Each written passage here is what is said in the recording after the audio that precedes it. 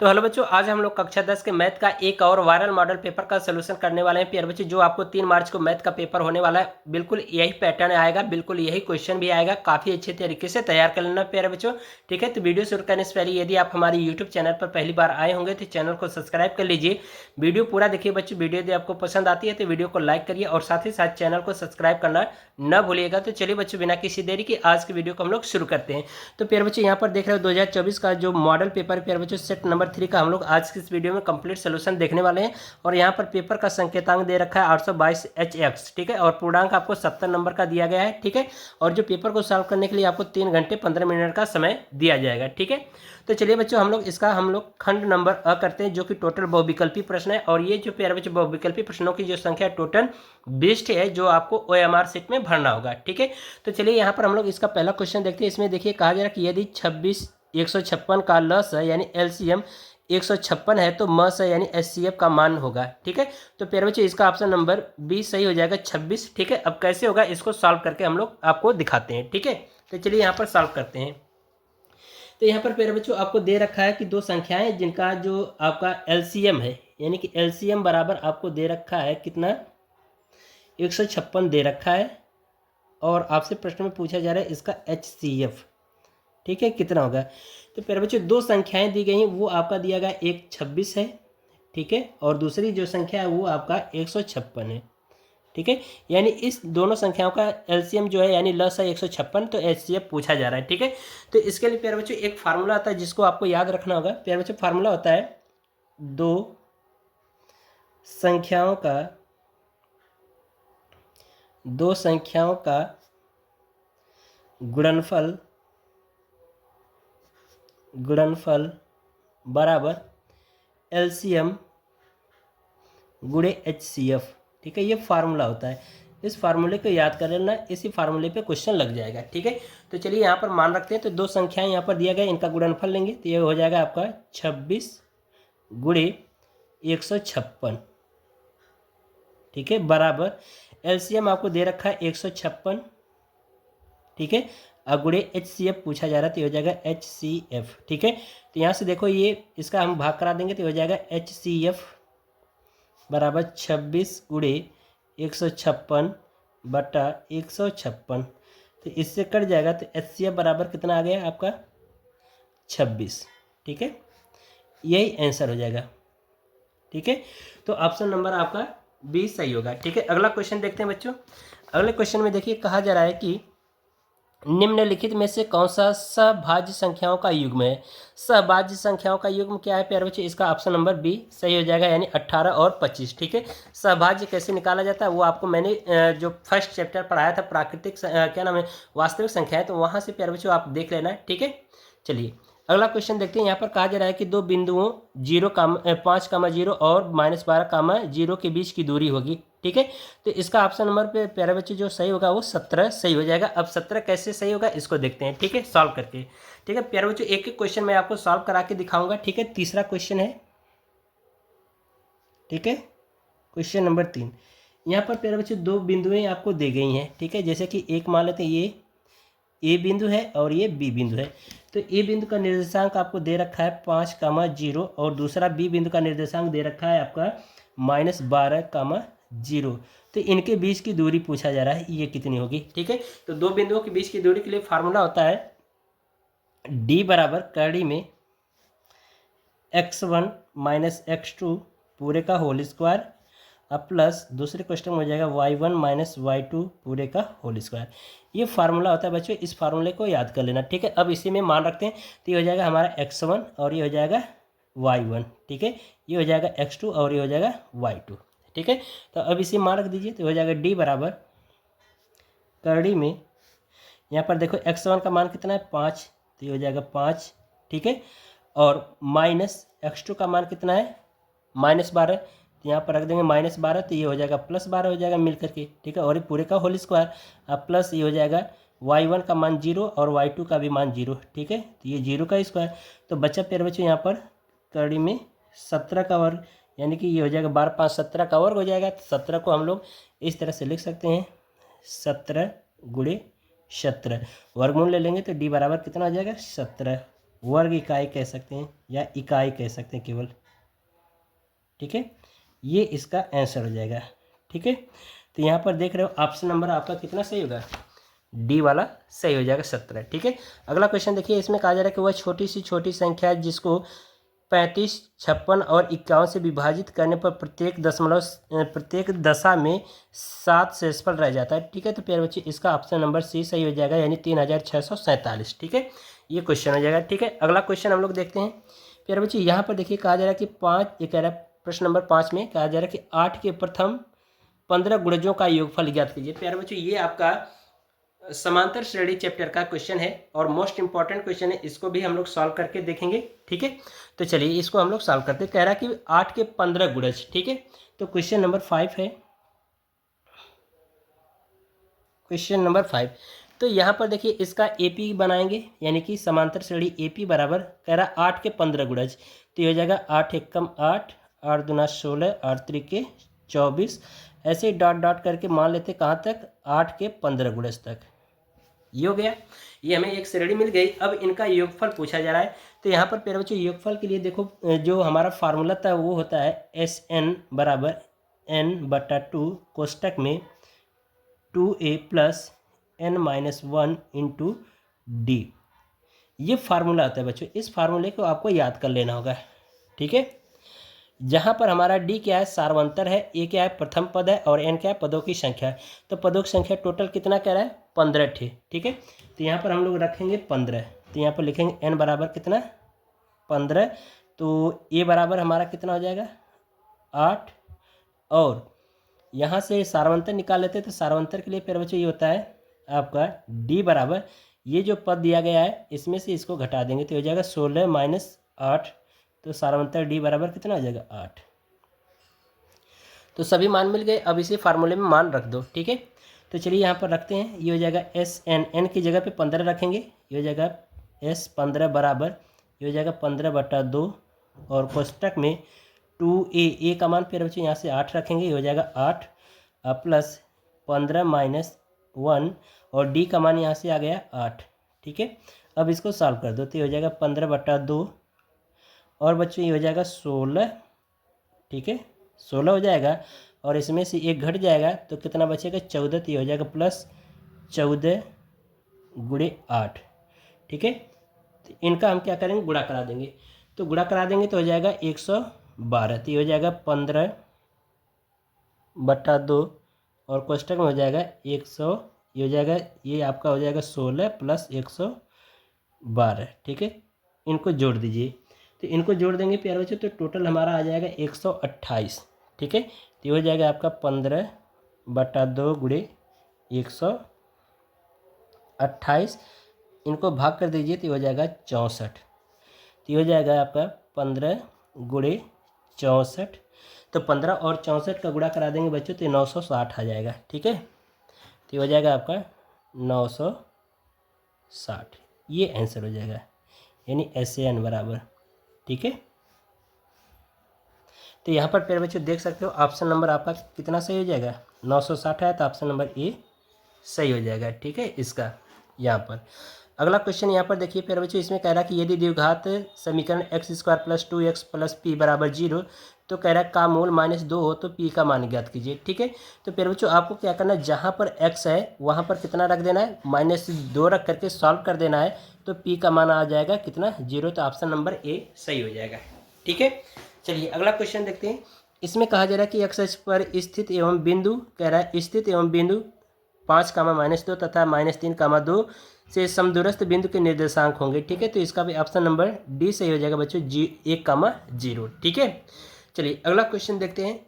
यहाँ पर कहा जा रहा है कि समीकरण 2x² - 5x + 4 बराबर 0 के मूलों की प्रकृति होगी।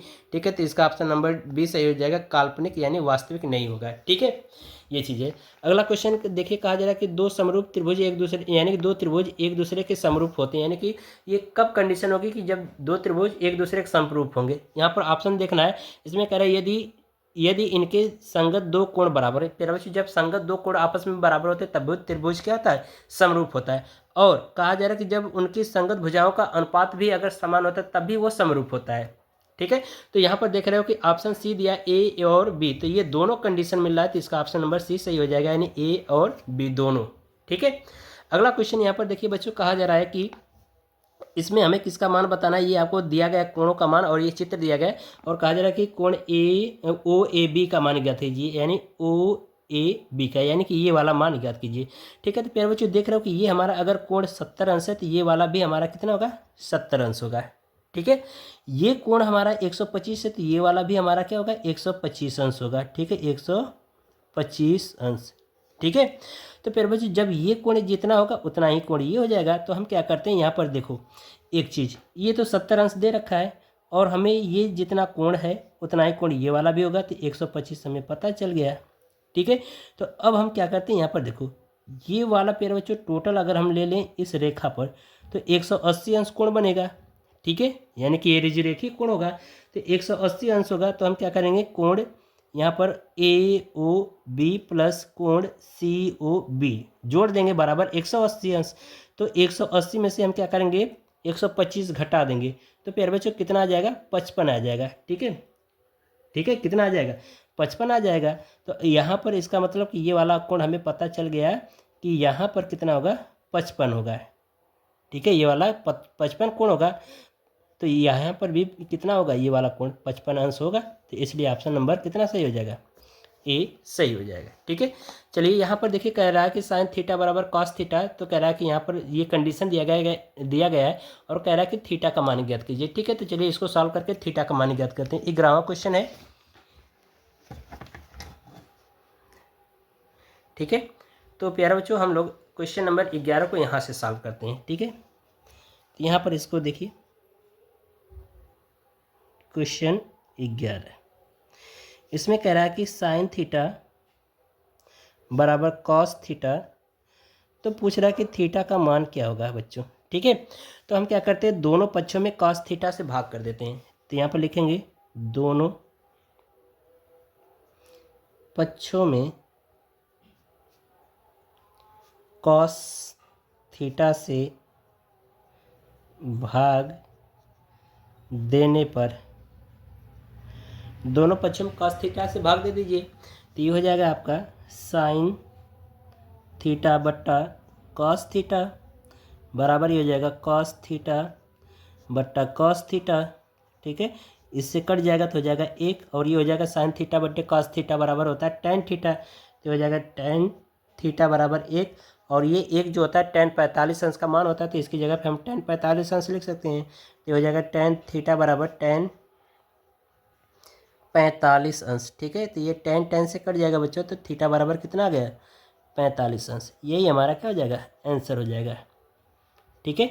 तो इसका ऑप्शन नंबर कितना सही हो जाएगा, बी सही हो जाएगा। ठीक है। अगला क्वेश्चन देखिए, इसमें कहा जा रहा है कि साइन 15 अंश बट्टा साइन कॉस 75 अंश का मान होगा। ठीक है। तो इसका ऑप्शन नंबर प्यारे बच्चों ए सही हो जाएगा 1। अब 1 कैसे आएगा, इसको भी सॉल्व करके देख लेते हैं। ठीक है। तो चलिए क्वेश्चन नंबर हम लोग यहाँ पर सॉल्व करेंगे, यहाँ पर 12। यार बच्चों जो क्वेश्चन आपको सॉल्व कराना होगा, जो इंपॉर्टेंट है उसको सॉल्व करा दूंगा। बाकी जो क्वेश्चन मैंने पढ़ा रखा है, या जो चैप्टर के जो क्वेश्चन प्यारे बच्चों उन सभी क्वेश्चनों को मैंने पढ़ा रखा है, उसका लिंक दे दूंगा डिस्क्रिप्शन में, वहां से चेक जरूर कर लेना। ठीक है। बाकी आपको जो क्वेश्चन है उसको मैं ऑब्जेक्टिव वाला सॉल्व करके बता दे रहा हूँ। ठीक है। चलिए इसको आगे देखिए। तो इसका प्यारे बच्चों फार्मूला एक होता है, उस फार्मूले को लिखेंगे। हमें पता है कि साइन 90 माइनस थीटा बराबर, ठीक है, एक फार्मूला है उसको ध्यान रखना है। साइन 90 माइनस थीटा बराबर प्यारे बच्चों होता है कॉस थीटा। ठीक है। और कॉस 90 माइनस थीटा बराबर प्यारे बच्चों होता है साइन थीटा। ठीक है। ये दो फार्मूले होते हैं, इसको आपको याद रखना होगा। तो अब देखो क्वेश्चन जो दिया गया उसको देखो। क्वेश्चन में दिया गया है कि साइन 15 अंश बट्टा कॉस 75 अंश का मान कितना होगा। तो प्यारे बच्चों हम क्या करेंगे, इसको इस फॉर्मेट में तोड़ देते हैं। ठीक है। तो अगर हम लिखेंगे साइन 90 माइनस 75 अंश, ठीक है, साइन 90 माइनस 75, तो प्यारे बच्चों 90 में से 75 घटाएंगे तो 15 बचेगा। तो हम इसको इस तरह से लिख सकते हैं। तो इसको देखिए हो जाएगा साइन, इसको हम लिख सकते हैं साइन 90 माइनस 75 अंश। ठीक है, बात वही है। अब बट्टा ये हो जाएगा आपका कॉस 75 अंश। तो प्यारे बच्चों साइन 90 माइनस थीटा ये थीटा का होगा, तो साइन 90 माइनस थीटा बराबर क्या होता है कॉस थीटा। तो यहाँ पर कितना हो जाएगा अब कॉस थीटा हो जाएगा, यानी कॉस 75 अंश। तो ये हो जाएगा आपका कॉस 75 अंश बट्टा ये भी हो जाएगा कॉस 75 अंश। ये पूरा कट जाएगा तो कितना आ गया 1 आ गया, ये आंसर है। ठीक है, तो इसका ऑप्शन नंबर आपको मैंने बताया कि कौन सा सही होगा, ये वाला सही होगा। अगला क्वेश्चन देखिए, इसमें कहा जा रहा है कि sine theta minus cos theta बराबर 0। तो कह रहा है कि साइन की पावर 4 थीटा प्लस कॉस की पावर 4 थीटा का मान होगा। ठीक है, तो फिर बच्चे इसका जो ऑप्शन नंबर 20 सही होगा, यानी 1/2 आंसर आ गया। अब इसको भी सॉल्व करके हम लोग देखते हैं। ठीक है, चलिए तो बच्चे जो प्रश्न में दिया गया है उसको नोट कर लेते हैं, यानी क्वेश्चन नंबर 13। क्वेश्चन 13 यहाँ पे दिया है, यानी कि जो प्रश्न में दिया गया है उसको नोट कर लेते हैं। क्या दिया गया है, दिया गया है आपको sine theta minus cos theta बराबर 0।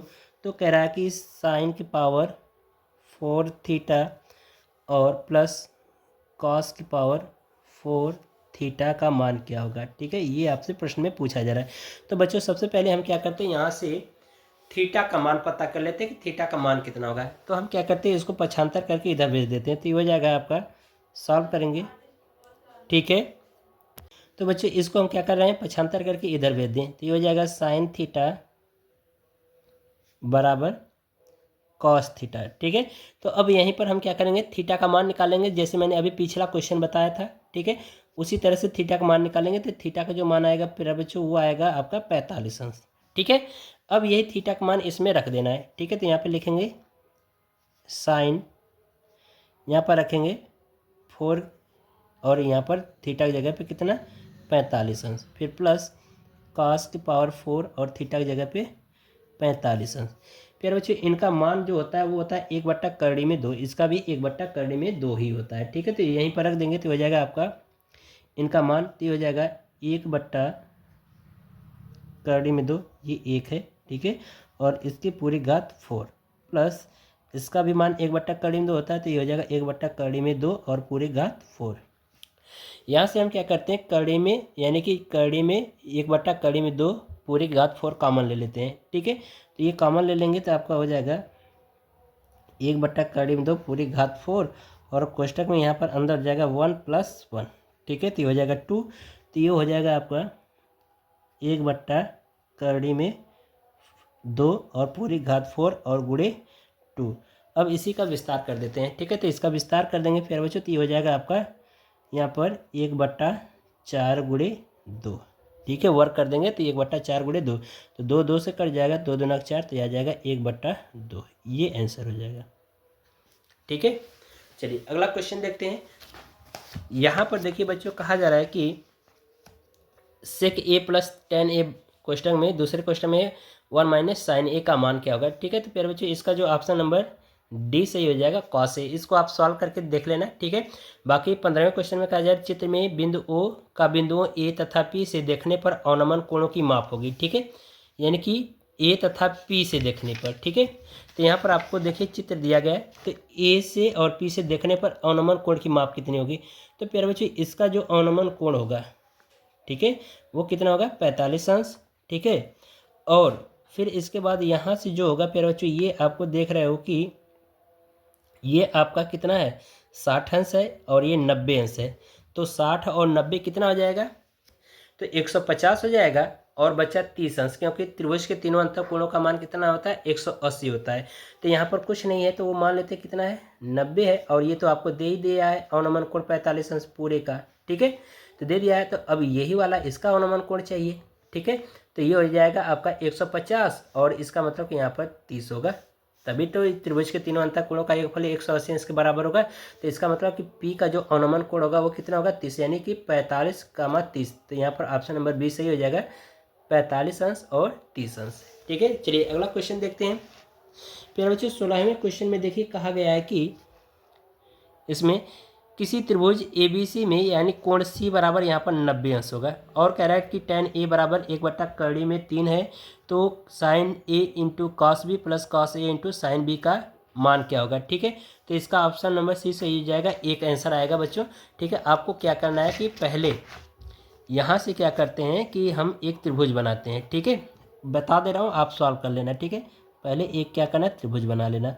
और कहा गया कि जो सी जो बिंदु है वो कितना होना चाहिए, 90 अंश। तो यहाँ पर मान लो सी, यहाँ पर 90 अंश। ठीक है, ये ए बिंदु मान लो, ए बी बिंदु मान लो। और यहाँ पर देख रहे हो कि tan ए बराबर, यानी ए बराबर यहाँ पर ए का मान बन रहा है। ठीक है, तो इसका मतलब कि यहाँ पर ए का मान बन रहा है, तो ये कह रहा है कि tan ए बराबर कितना है, 1/2 तो tan थीटा बराबर क्या होता है, लंब बट्टी आधार।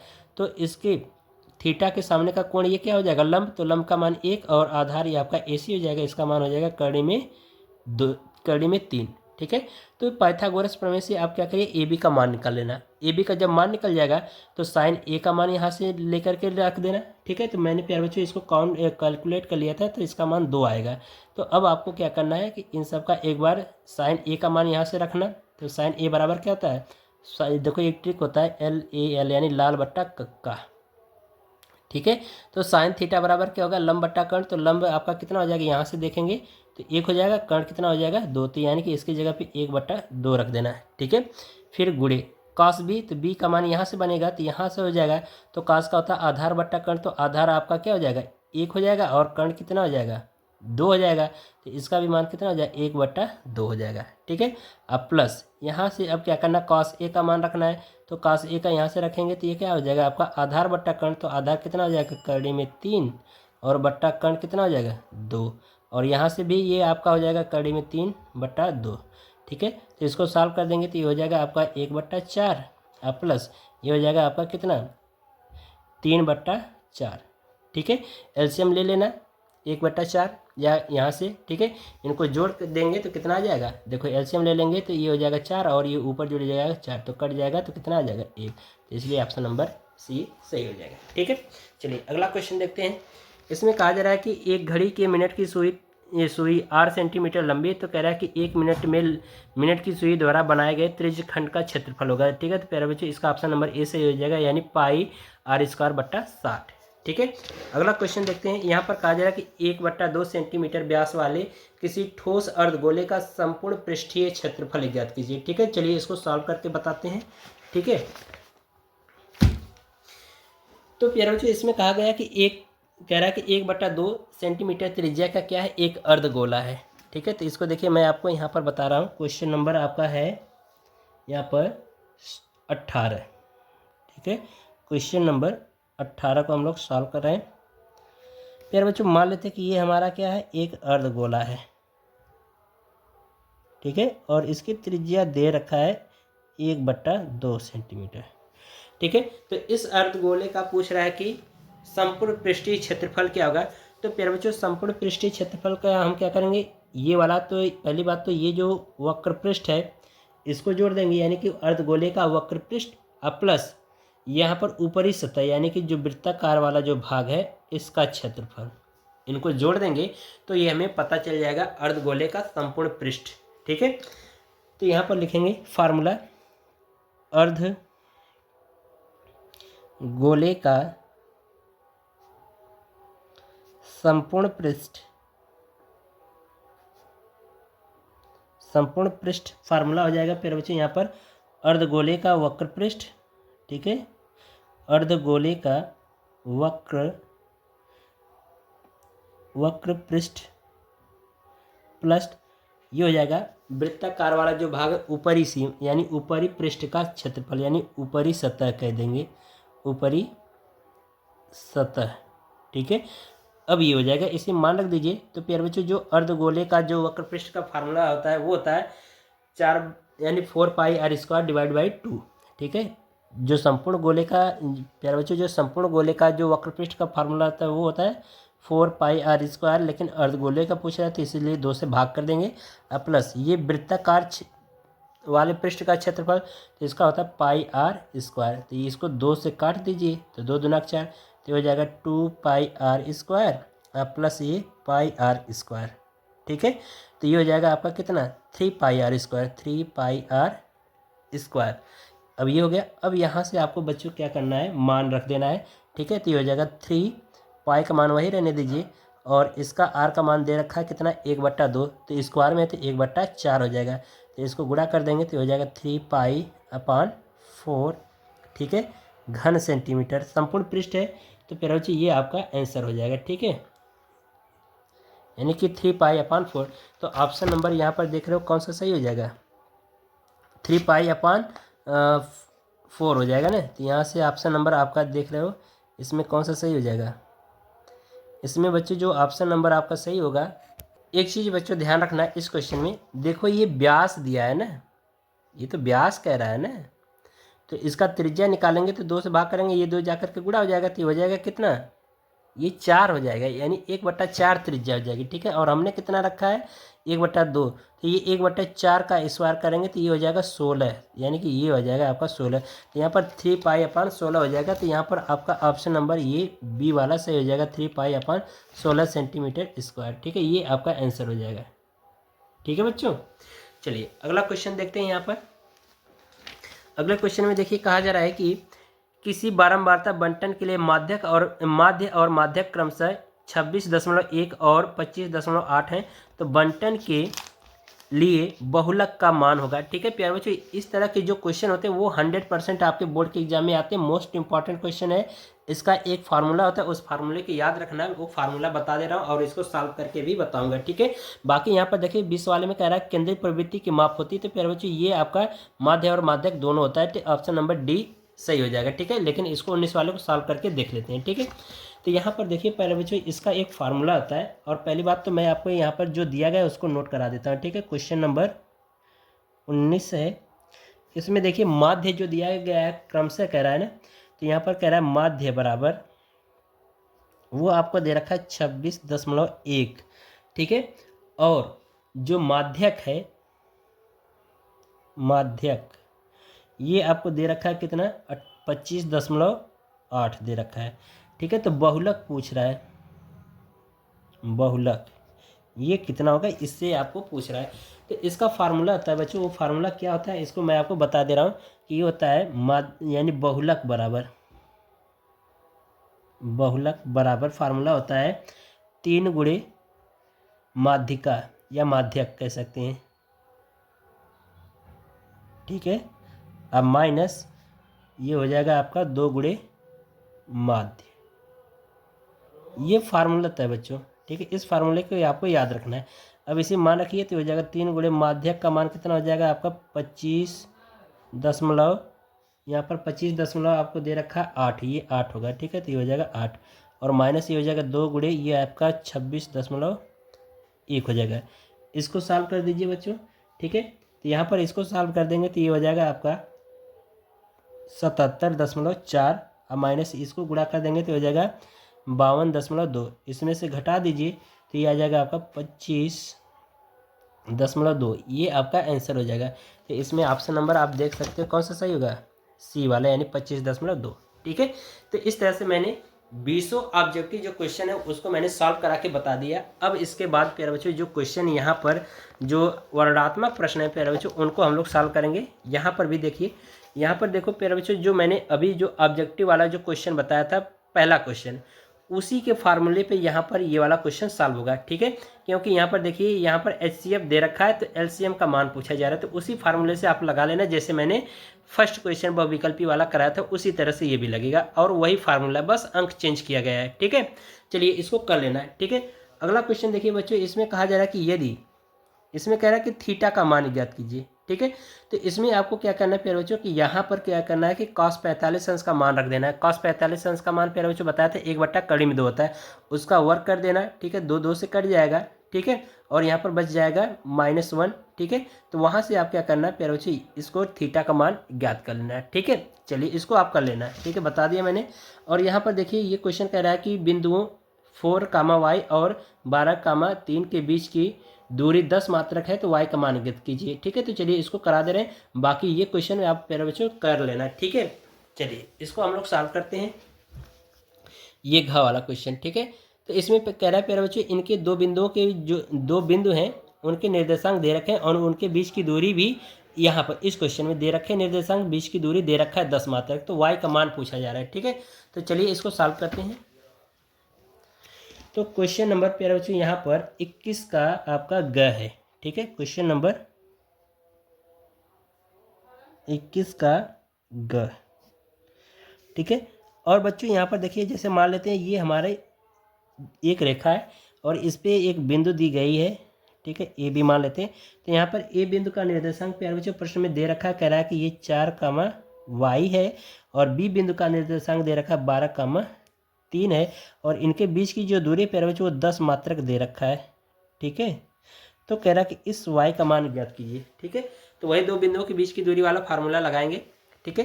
तो चलिए इसको मान लेते हैं ये हमारा x1 है और ये y1, ये हो जाए x2, ये हो जाए y2, ठीक है। और ये d बराबर आपको दे रखा है, ठीक है। तो चलिए इसको सॉल्व कर लेते हैं। तो फार्मूला आता है d बराबर, फार्मूला जरूर लिखना बच्चों, क्योंकि फार्मूला के भी नंबर मिलते हैं। तो हो जाएगा x1 माइनस x2 पूरे का whole square plus y1 minus y2 पूरे का होल स्क्वायर, ठीक है। तो मान रखिए, तो ये हो जाएगा d बराबर 10 और यहाँ पर हो जाएगा कड़ी में, यहाँ से देखो ये हो जाएगा आपका x1 का मान 4 और माइनस x2 का मान कितना हो जाएगा 12 पूरे का होल स्क्वायर प्लस y1 का मान फिर बच्चे यहाँ से y हो जाएगा और यहाँ से देख सकते हो कितना हो जाएगा 3 हो जाएगा और इस पूरे का होल स्क्वायर। y का मान निकालना है तो दोनों पक्षों का वर्ग कर देंगे, तो यहाँ से कड़ी हट जाएगा, यहाँ पर ये 10 का वर्ग हो जाएगा 100, तो हो जाएगा आपका 100 और ये हो जाएगा, ये आपका इसमें से घटा देंगे प्यारे बच्चों तो 8 बचेगा और इसका वर्ग कर देंगे 8 का माइनस 8 का, तो हो जाएगा 64, तो हो जाएगा आपका 64 और प्लस ये हो जाएगा y माइनस 3 पूरे का होल स्क्वायर।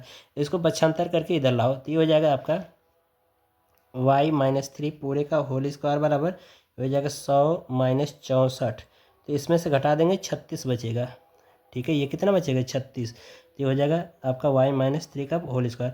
यहाँ से स्क्वायर हटाएंगे प्यारे बच्चों तो ये आ जाएगा इस पर करड़ी, तो इसका वर्गमूल कितना मिल जाएगा 6, ये हो जाएगा आपका y माइनस 3 और इसको इधर ला देंगे तो ये हो जाएगा प्लस 9, ठीक है। तो y का मान कितना हो जाएगा 9, ठीक है। तो ये आपका आंसर हो जाएगा। बात समझ आ रही। अब इसके बाद प्यारे बच्चों ये क्वेश्चन आप स्वयं कर लीजिए, ठीक है। घ वाला अंगा वाला मैं बता दे रहा हूँ। इसमें देखिए त्रिज्या दे रखा है 3.5 और ऊंचाई दे रखा है 12 सेंटीमीटर, तो कह रहा है शंकु का आयतन होगा, ठीक है। चलिए इसको सॉल्व करके दिखाते हैं, ठीक है। तो बहुत ही छोटा क्वेश्चन है, ठीक है। चलो इसको लगा लेते हैं। अगला क्वेश्चन देखिए प्यारे बच्चों, इसमें दिया गया है आपको प्रश्न में, प्रश्न नंबर आपका अंगा वाला है 21 का, ठीक है। इसमें दे रखा है त्रिज्या आपका r बराबर 3.5 सेंटीमीटर और ऊंचाई h बराबर शंकु का दे रखा है कितना 12 सेंटीमीटर, ठीक है। तो आयतन पूछा जा रहा है, ठीक है। तो फार्मूला होता है इसका शंकु का आयतन बराबर, यहाँ पर लिखेंगे फार्मूला, फार्मूला जरूर लिखना बच्चों। ये हो जाएगा शंकु का आयतन बराबर 1/3 पाई r, ठीक है, पाई r स्क्वायर h, ये फार्मूला होता है, ठीक है। इसे मान रख दीजिए, तो हो जाएगा 1/3 गुणे पाई का मान रख दीजिए 22/7 और r स्क्वायर का मान 3.5 गुणे 3.5 और h का मान रख दीजिए 12, ठीक है। तो ये हो जाएगा 7×5 35 यानी 0.5 हो जाएगा और इसको काट दीजिए 4, इसका गुणा इसमें कर देंगे 20 हो जाएगा, एक अंक पे दशमलव लग जाएगा तो 2 हो जाएगा और ये हो जाएगा आपका 35 दुना के यानी कि 35 दुना के 70 यानी कि 7 हो जाएगा, ठीक है। हो जाएगा बच्चों, ठीक है। तो इसको पूरा सोल्यूशन कर देंगे बच्चों, तो ये आपका आ जाएगा कितना, ये हो जाएगा आपका 154, ठीक है, घन सेंटीमीटर, ये आपका आंसर हो जाएगा, ठीक है। चलिए अगला क्वेश्चन हम लोग करेंगे। इस वाले क्वेश्चन को प्यारे बच्चों आप लगा लो, क्योंकि मैंने अभी आज ही वीडियो मैंने प्रोवाइड किया था प्रत्यक्ष विधि से माध्य ज्ञात करना, ठीक है। तो ये आप प्रत्यक्ष विधि से माध्य ज्ञात कर लेना। प्रत्यक्ष विधि का फार्मूला होता है, यहाँ पर लिख दे रहा हूँ, प्रत्यक्ष विधि से 3 विधियाँ होती हैं प्यारे बच्चों, एक होता है प्रत्यक्ष विधि, एक होता है कल्पित माध्य विधि, एक होता है पग विचलन विधि, ठीक है।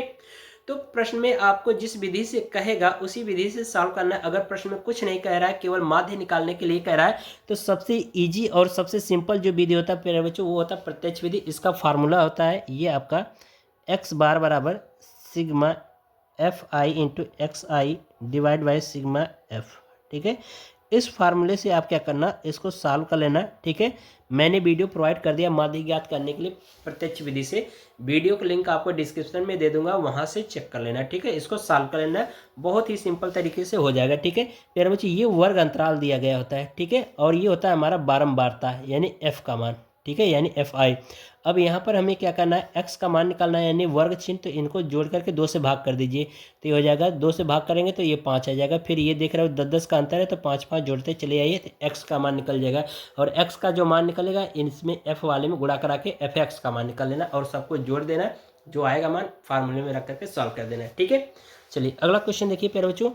यहाँ पर देख रहे हो जो क्वेश्चन है प्यारे बच्चों, यहाँ पर प्रश्न नंबर यहाँ पर 22 में कह रहा है किन्हीं 5 भागों को हल कीजिए। ये प्यारे बच्चों मैंने बहुपद वाला चैप्टर पूरा पढ़ा रखा है, ठीक है, और वहाँ पे जितने भी मोस्ट इंपॉर्टेंट क्वेश्चन हैं, ठीक है, जो आपके बोर्ड के एग्जाम में पूछे जाते हैं, सब मैंने करा रखा है। ये वाला भी क्वेश्चन करा रखा है, इसको भी, ठीक है, ये वाला नहीं करा है, बाकी इतने क्वेश्चन ये कर लो और ये, ठीक है। तो वहाँ से आप देख सकते हो हमारे YouTube चैनल के प्लेलिस्ट में, वीडियो का लिंक आपको दे दूंगा डिस्क्रिप्शन में, वहाँ से चेक कर लेना है, या फिर हमारे YouTube चैनल के प्लेलिस्ट में जाइएगा, वहाँ से आपको मिल जाएगा, ठीक है, सोल्यूशन। चलिए अगला क्वेश्चन हम लोग देखते हैं। अगले क्वेश्चन में प्यारे बच्चों आपको माध्य के निकालने के लिए मैं बहुत ही जल्द आपको वीडियो प्रोवाइड करूँगा, ठीक है, माध्य की ज्ञात करने के लिए, ठीक है। तो इसको छोड़ दीजिए, आप अगर कर पाते तो कर लेना, नहीं तो मैं आपको बहुत जल्द ही कराऊंगा, ठीक है, क्या, क्योंकि प्यारे बच्चों पूरा क्वेश्चन अगर मैं सॉल्व कराऊंगा तो वीडियो काफ़ी ज़्यादा लंबी हो जाएगी, ठीक है, इसलिए मैं आपको वो क्वेश्चन करा दे रहा हूँ जो आप न कर पाएँ, ठीक है, इसलिए कुछ क्वेश्चन करा दे रहा हूँ। बाकी जो क्वेश्चन मैंने पढ़ा रखा है उसका आपको लिंक दे दे रहा हूँ डिस्क्रिप्शन में, ठीक है। बाकी ये आपको सॉल्व कर लेना है, ठीक है, द्विघात समीकरण का है, ठीक है, इसको आप विलोपन विधि से निकाल सकते हो या फिर प्रतिस्थापन विधि से निकाल सकते हो, ठीक है। सॉल्व कर लेना, x और y का मान आ जाएगा, ठीक है, इसको मैंने करा भी रखा है इस तरह के क्वेश्चन, ठीक है, तो वहाँ से देख लेना। और फिर इसके बाद प्यारे बच्चों ऊंचाई और दूरी वाला भी मैंने पूरा चैप्टर पढ़ा रखा है, जितने मोस्ट इंपॉर्टेंट क्वेश्चन है वहाँ से सब कुछ ये क्वेश्चन आप देख लेना, पढ़ लेना, ठीक है। बाकी यहाँ से प्यारे बच्चों ये क्वेश्चन मैं आपको बहुत जल्द ही कराने वाला हूँ।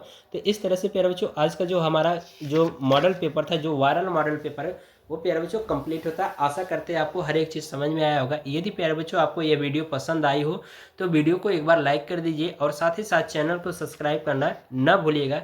तो चलिए बच्चों, मिलते हैं आपसे अगली वीडियो में, तब तक के लिए गुड बाय, थैंक यू, जय हिंद।